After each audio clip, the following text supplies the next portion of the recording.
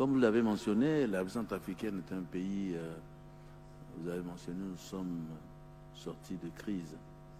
Ça fait 10 ans et aujourd'hui, nous embrassons donc les véritables questions d'enjeux de développement, puisque c'est là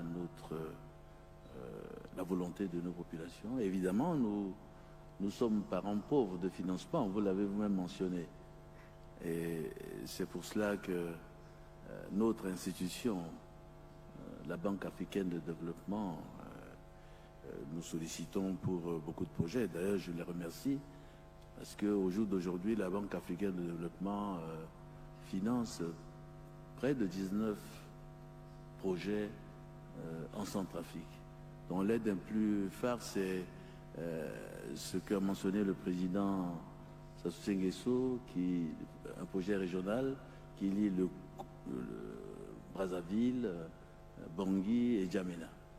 Aujourd'hui, ce projet, c'est le plus grand portefeuille de la BAD en Centrafrique.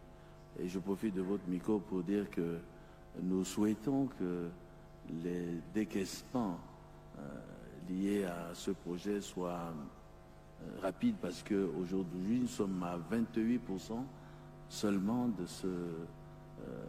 de budget alloué donc, dans le cadre des différents projets qui sont chez nous.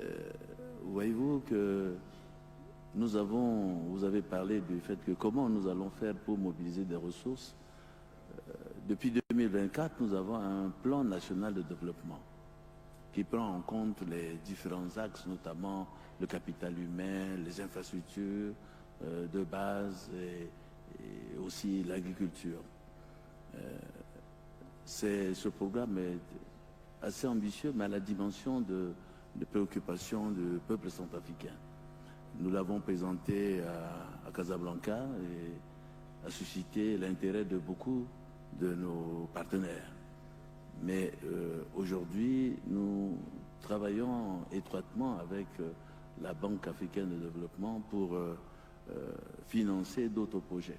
Et nous remercions la Banque africaine de développement pour le programme sur l'énergie, notamment le programme M300 que nous souhaitons vraiment que des actions puissent financer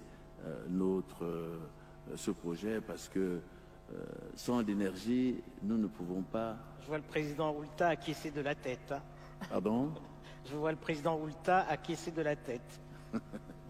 Oui, j'en avais échangé avec lui, mais ces grands projets d'énergie, ce sont des grands projets qui nécessitent des années pour leur implémentation et pour nous, les besoins sont extrêmement urgents.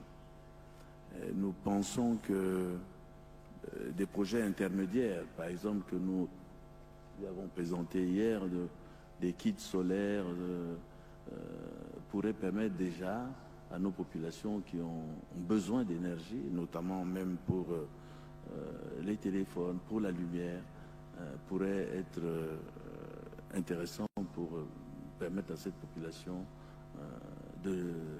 d'avoir un peu d'énergie. Et bien d'autres programmes sur l'agriculture. On aura l'occasion d'y revenir, Monsieur le Président.